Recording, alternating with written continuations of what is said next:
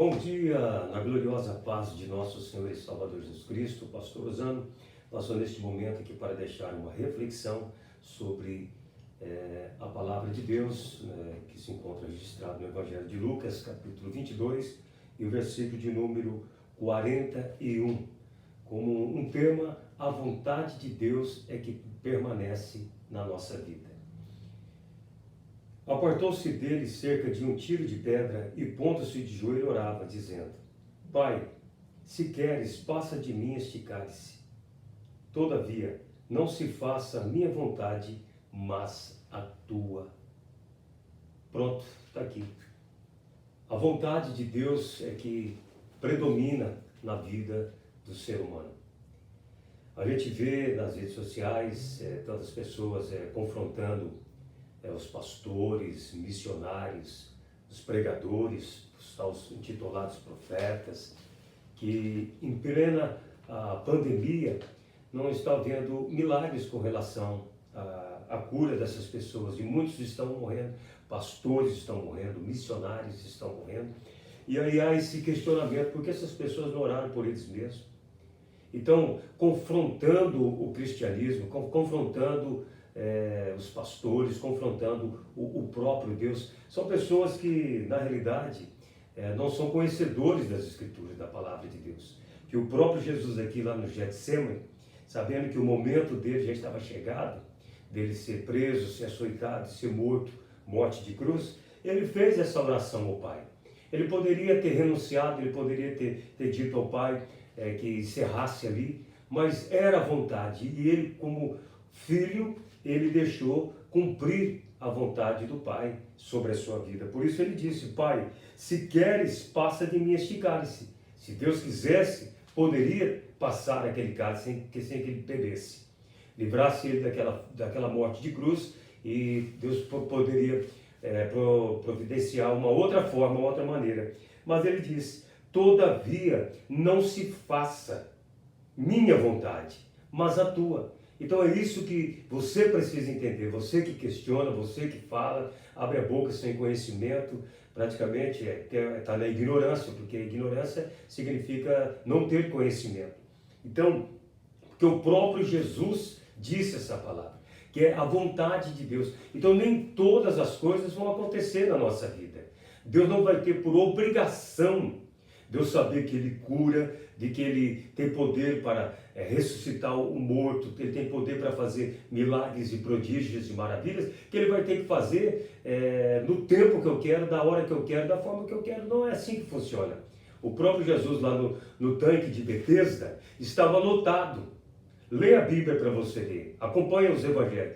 Você vai ver que Jesus ali viu que tinha uma multidão de enfermos ali, que o anjo descia uma vez por ano, agitava as águas, e aquele homem já tinha o quê? 38 anos, que ninguém ajudava ele.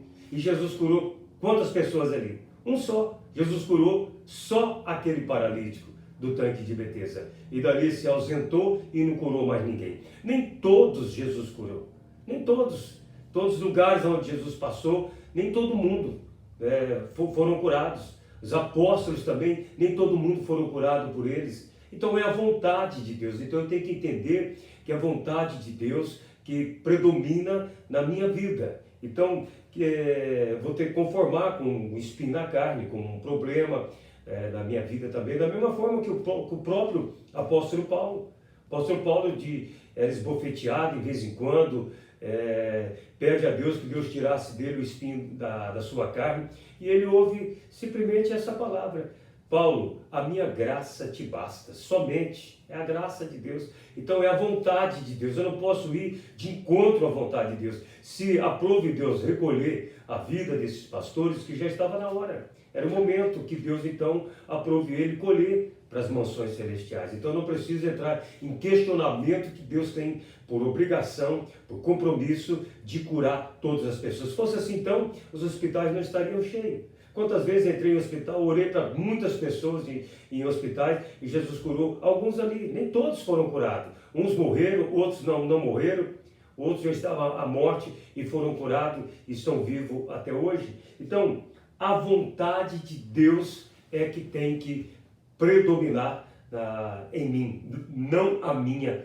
própria vontade. Então, às vezes a pessoa fala por falta de conhecimento das coisas, porque Jesus não vai curar todo mundo. Jesus não vai. Todas as multidões que Jesus sempre teve no meio, ele curou alguns ali, ele poderia ter curado muito. O coxo da Porta Formosa, Jesus poderia ter curado, não curou.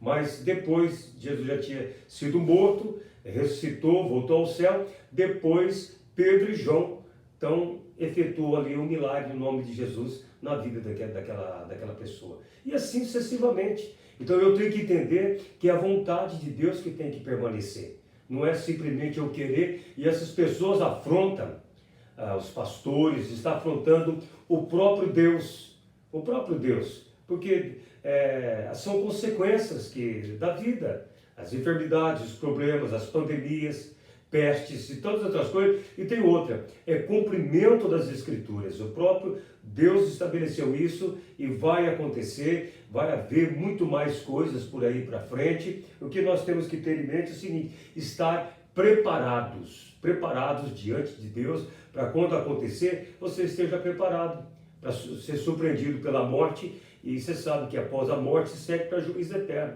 Então, não tem mais necessidade de vela, de intercessão, porque já morreu.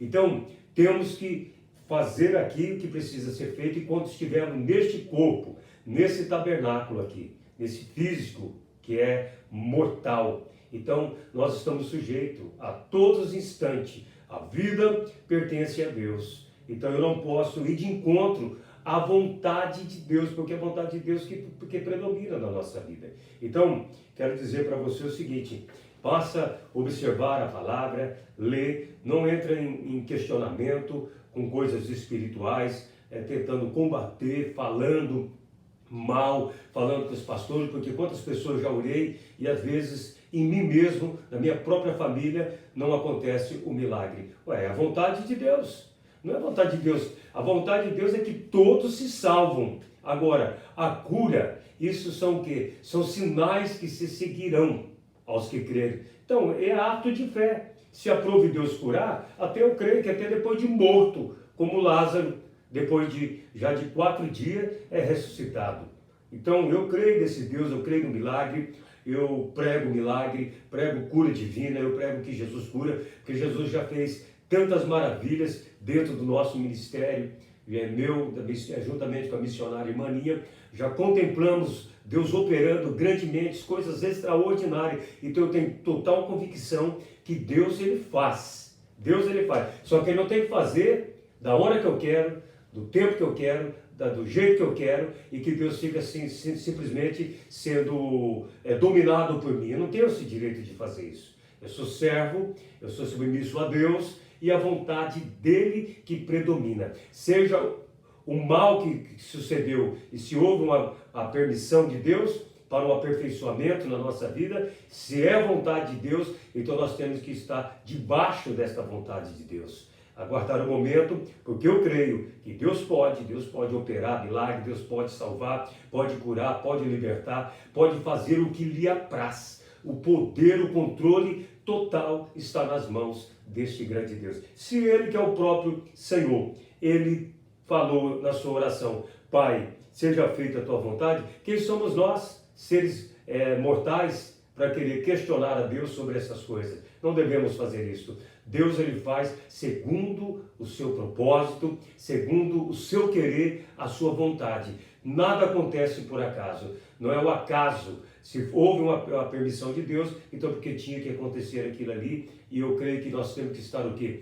Preparado. Esteja você preparado, que vai ser mais importante na sua vida do que haver questionamento do que tem que acontecer, o que deva fazer, o que não deva fazer. Então não compete a nós questionar o que Deus deva fazer. A vontade dele é que vai permanecer, porque ele é o dono de tudo, está no controle de tudo, e toda a honra e toda a glória eu quero dar a ele, porque ele é um Deus santo, poderoso e misericordioso. Então, que a vontade dele seja estabelecida sobre a minha vida e sobre a tua vida. Deus faz na hora que ele quer, do jeito que ele quer, e se ele querer, e se ele não querer, não há questionamento para ninguém. Tá bom? Meu abraço, Deus abençoe a vida de todos vocês, em nome de Jesus.